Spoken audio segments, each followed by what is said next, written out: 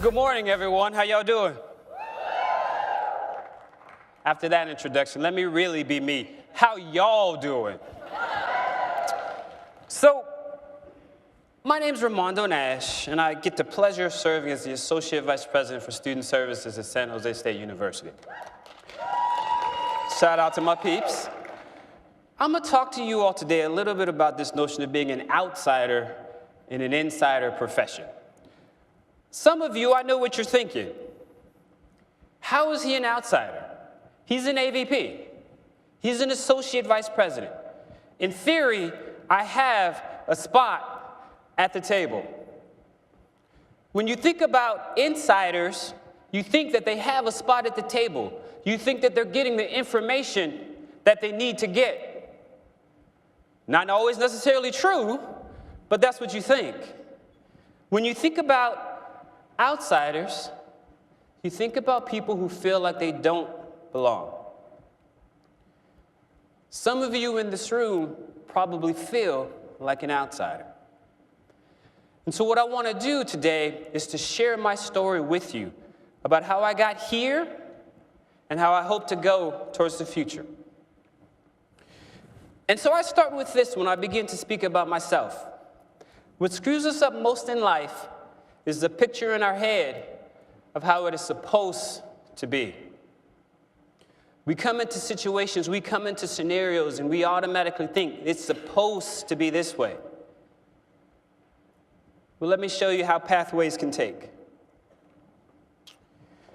For myself, I was born and raised in Las Vegas, Nevada. Yes, people are born and raised in Las Vegas, Nevada.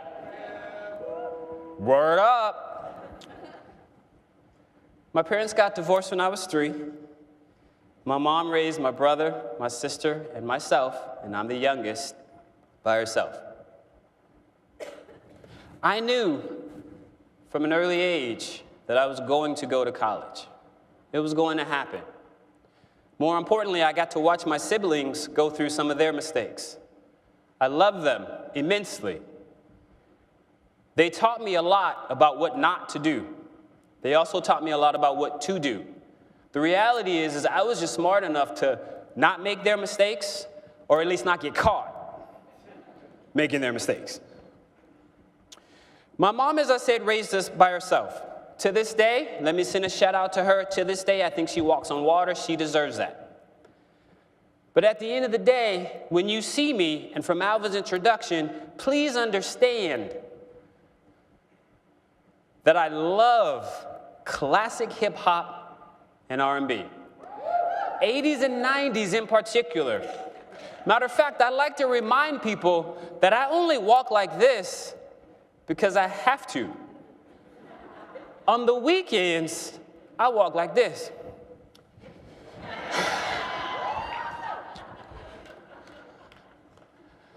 I was also what they call a scholar athlete growing up. And growing up in Vegas, in the time I did, it was cool to be an athlete. And make no mistake, I was a baller. It wasn't cool to be a scholar. Being a scholar wasn't what I was supposed to do. Alvin shared with you a little bit that I'm also a geek. I love Star Wars. Matter of fact, one of my nicknames is Rhoda. I won't go into why that is, but it is a nickname. I do have a lot of comic books, been collecting since I was 3. I have a storage room for my comic books. I put an image up here of a Pop-Tart. Let me share a quick story with you. So I get to college. I'm there. I'm walking into the dining hall. It's one of my first days on campus. And I notice a guy putting a Pop-Tart in a toaster. And I look at him, and he looks at me, and I look at him, and he looks at me, and I look at him, and he looks at me. And finally, I can't take it anymore. And I ask him, and I said, "Hey, what you doing?" But the reality of the situation was, we didn't own a toaster when I was growing up. And so when I noticed that he was doing something to a tasty treat that I hold in high regard, I just didn't understand that. I was a first-generation college student. Matter of fact, I'll say this. I'm a first-generation higher education professional. Because just because now I so-called have education, that doesn't mean that I'm not bringing my first-generation notions and sensibilities when I step to or sit at any sort of table that I'm at. I also have this law degree, as you guys heard earlier. And I was going to be an attorney. I was going to be a civil rights attorney. I said that from the age of 3. However, life happens. My senior year of college, I had a daughter. Love her to death. She drives me crazy. I love her to death. I didn't want to go across country to the institution that I was going to go to do civil rights law. I wanted to be close to her. So that meant I ended up going to a university, Santa Clara University in the Bay Area. The Bay Area is not the bastion of places for civil rights law. And so I had to figure out what was I going to do next. So I decided that I would emphasize in juvenile delinquency law. I figured most of my friends were juvenile delinquents, why not? Then I made the choice to not practice. I'm still explaining that to my mother regularly. But I made that choice. But I had to figure out what was I going to do. And so I ended up becoming a graduate hall director, and then they took a chance on me and I became a hall director. I figured out I was missing something, i.e., I figured out the hustle and that I could get a free master's in counseling while I was doing what I was doing. And I went back and got that. But remember, I'm supposed to educate. And so how I choose to approach things is from a law school perspective. And what that means is I'm supposed to challenge you. How that may come across sometimes, though, is I'm uncaring, I'm not nice, I'm mean, I'm sarcastic. And the reality is I'm none of those things. Well, I am sarcastic. What I'm going to do is I'm going to challenge you. I'm going to educate you. I'm going to get you prepared to do whatever it is that you want to do. But I also deal with this on a regular basis. This notion of imposter syndrome. Because when I come to NASPA, I'm not seeing any of my law school classmates. When I come to NASPA, everyone knows everyone.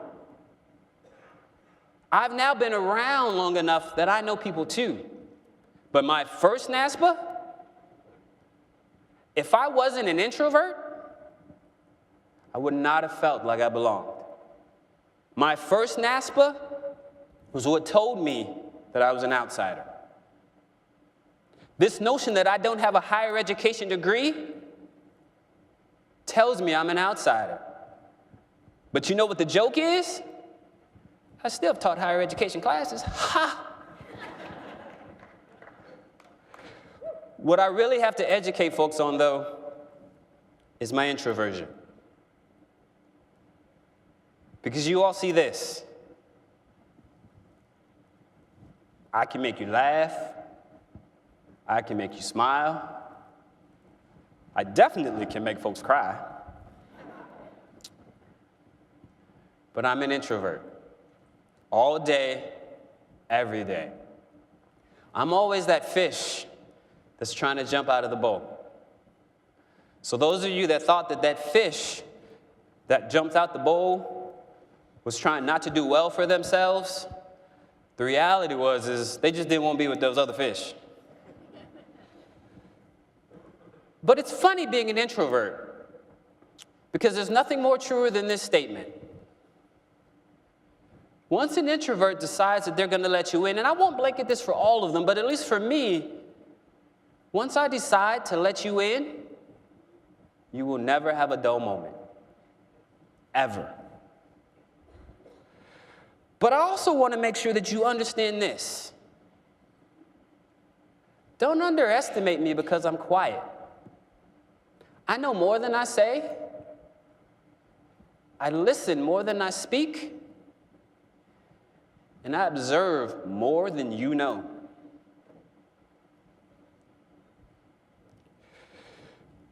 So this notion of this outsider piece, one of the things that I hope to encourage you all to do is to begin to embrace outsiders and begin to embrace our introverts. Because at the end of the day, it's us, as higher education professionals, who are going to let folks know and let folks understand that they belong. At the end of the day, it's us who will make our institutions, ourselves, better for allowing people to be who they are. And at the end of the day, I want you to remember this. As leaders, we need to acknowledge and embrace not just the introverts, but also the outsiders that are amongst us. Because if we don't, we're losing out on talent. If we don't, we are not going to move our profession forward. If we don't, I wouldn't have had the opportunity to sit up here today and make y'all laugh. So I thank you for giving me this opportunity. And I thank you for listening to me. And the introverts that are in the room, find me. You have a friend. Thank you very much.